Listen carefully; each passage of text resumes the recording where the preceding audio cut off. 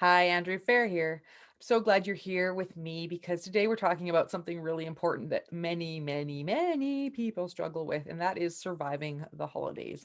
I know some people get all excited about Christmas and all excited about Thanksgiving and birthdays and all the things, and that's great and that's important and it's good. It's not a bad thing. But there's lots of us that are struggling, right? We're struggling because someone isn't there. I remember my first Thanksgiving after my brother died, and it was just like I could hardly function because I was just missing him so deeply. I'd sat with him the Thanksgiving before and he was simply not there.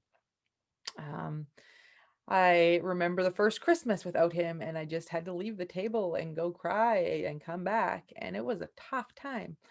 My brother, if you listened to the last podcast or read my book, you heard about Byron, and um he died September 4th, 2015. And I just miss him. I miss him on my birthday so bad. I have a birthday coming up actually here in December. And yeah, I just miss him so much. But I have survived holidays. I have survived holidays without him. I've had good holidays even without him. And it doesn't mean I love him less. It just means that I have space for joy also, and we're allowed to have sorrow with joy. I think sometimes we've felt like we have to either just grieve or just be happy, but the reality is they're all mixed together, right? Life is a mixed bag, as it were, and we have the reality of having that sorrow that we will hold till eternity, and yet we have joy too. I remember shortly after Byron died, I actually smiled, and I was just like, "Oh my word, I smiled," and I was kind of just like, maybe I'm gonna be okay. Like there was so much, I don't know, emotional fog. There was so much emotional exhaustion and just all the layers of shock and grief, and yet there was that ray of hope that all of a sudden came to my face when I was listening to a worship song, and I just thought, oh man, that is so encouraging. So I'm here today to let you know six different ways to help you survive the holidays. They are things that I have been learning and have learned along the way. And even as I was going over this, I'm like, man, I need to make sure I apply this stuff. And so I know it is good, that it will be beneficial to you. When Byron passed away, shortly after, actually, he passed away in September. And by the time it was the new year, or shortly into the new year, my aunt had passed away from cancer also. And then Calvin's grandma had passed away. And it was just kind of like, oh, my Lanta. And we'd had already two people pass away before that, two family members passed away before that. And it was just kind of like, seriously, what is happening? But it just, that's how it goes sometimes. And apparently people frequently had that experience of compounded grief, right? Many people passing in a short amount of time. And doesn't mean it's easy, but there are tools out there for us. So that's really important to remember. Don't pretend you can do it alone, or don't feel like you have to. Byron knew me well, and he made me promise that I would get counseling after he passed. And I didn't get counseling, but I went to a grief recovery specialist, and she's awesome. Um, I did a podcast with her a few podcasts earlier, so listen to that, Lori Heatrich. And yeah, she worked through a program with me that really helped me.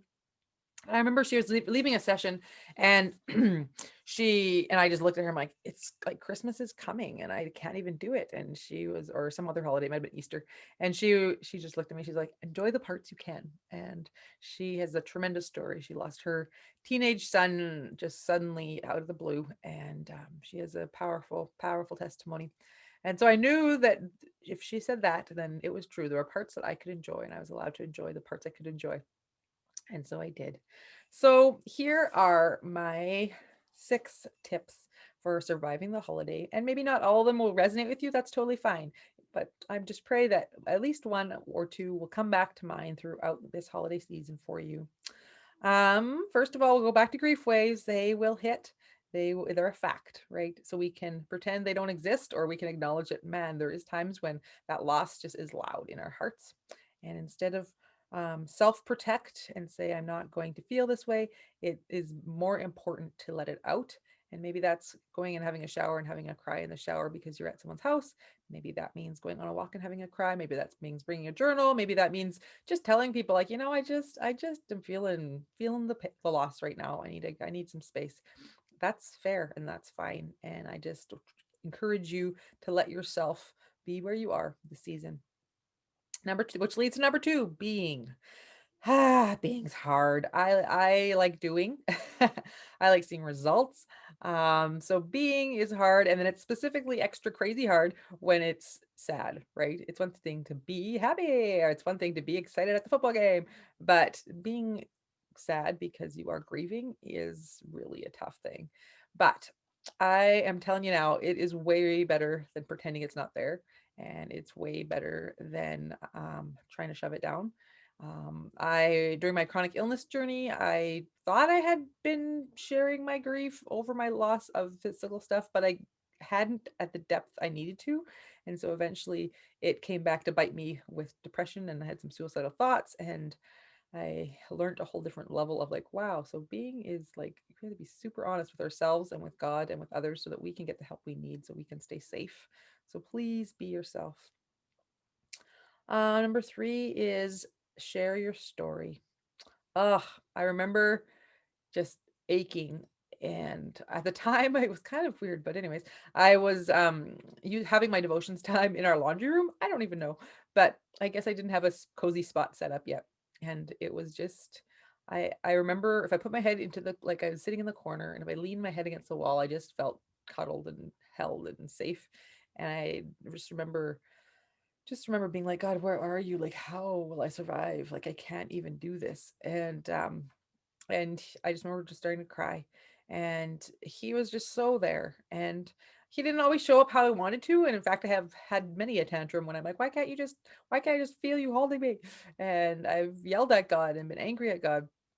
But he also at one point when I was sharing my heart with him and just the frustration of I have all these memories, I have all these stories, but it always feels like when do you share that or who do you share it with, or are you going to push someone into a grief wave if you do share? And he just reminded me, he's like, I will always remember every single thing with you. And that was so encouraging and comforting. So let God be your grief buddy. Sounds weird, but it is really worth it because you can always tap into him through prayer and say, hey, Jesus, remember that time when we went for Slurpees at like midnight and it was so funny? And remember that time when whatever. And it's really important to share those stories. And then obviously, if you have someone who is around and knows a person or wants to hear, share your stories. It's vital to share your stories and remember those beautiful times you've had together or the hard times, whatever you need to do. Number four, grace for yourself and others. Powerful truth right there. My sister in law, Ruthie, was in Africa when she was living in Africa when Byron passed away. And we had ended up having a phone call after he passed. And she just let me share my story of his passing, which was really important to do. And you, especially at the beginning, I find, and even actually now, to just to relive it and to let another layer of that grief out. And at the end of me sharing, and we were both crying, and she just said, Andrea, just have grace for yourself and have grace for others. And it just has stuck with me and helped me a bazillion times because it's so true. It's easy to feel at some point like, okay, this grief has gone on long enough. I'm just going to lock it down. Or, okay, why is that person responding that way? That's stupid. And you're just like, okay, wait a minute. Let's have grace, undeserved love. Let's just acknowledge that it's tough. That it shows up different ways. That we all are going to feel what we feel when we feel it, and it's going to be at different times. It's going to be awkward, and that is okay. And just to have space to let people be where they're at. And yeah, grace for ourselves. It's easy to feel like, okay, it's already been this long. I need to move on. I remember actually, and then I think sometimes we don't even realize how programmed we are to like keep moving. Um, but I honestly think it was like the first week Byron had passed away. And I remember just being like, oh man, what is wrong with me? Like, I can't even, and my dear husband was just like, Andrea, it's been 3 days. Like, it's okay. Like, it's going to be like this. And it was so very important for me. And I'm sure for some of you, just to remember grace for yourself. If you don't get things done on your list, that's fine. It's really okay. And just to ask even God to be like, what, give me your perspective. Give me my next step. Number five is allow others in. This can be fun, not fun. This can be hard. This can become it becomes good, but you have to find out who those people are. So my rule of thumb is if they are people who have asked me specifically how I'm doing in a way that is like, how are you really doing? Then they can become my people who I let in when I'm in that grief wave. And I honestly totally endorse reaching out, send a prayer, send a say grief wave and praying hands or something, and something short that just says, "Hey, I need help now." And it helps people just pause and pray for you.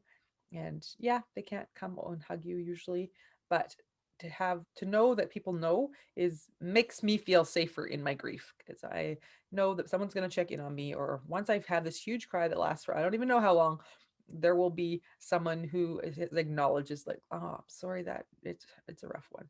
And so let others in. And number six is don't minimize your loss.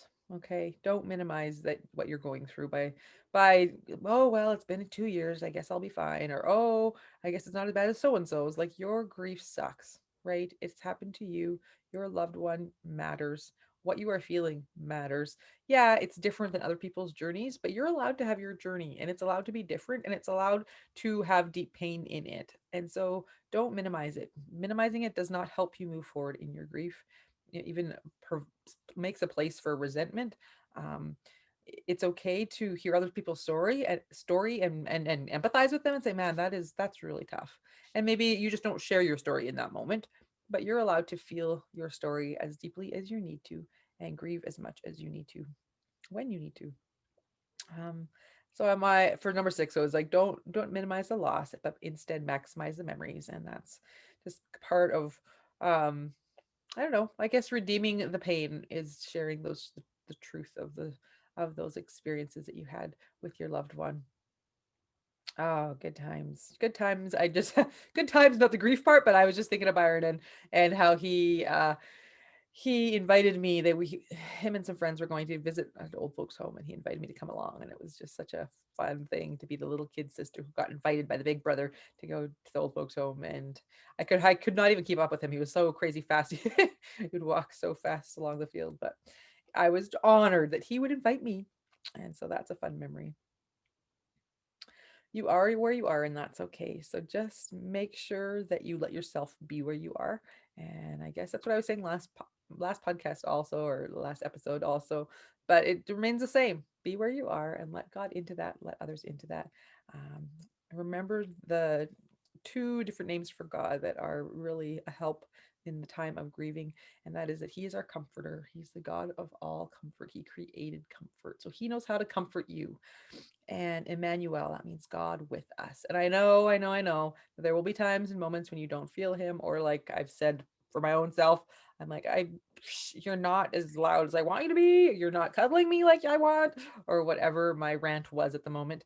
But the truth remains that he is God and he is with us and he wants to journey this with us. It says in Psalms that he's close to the brokenhearted. And he desires to journey with us in this pain. um, so I just encourage you to continue to lean into him and let him lead you through your grief through this holiday. Blessings on you.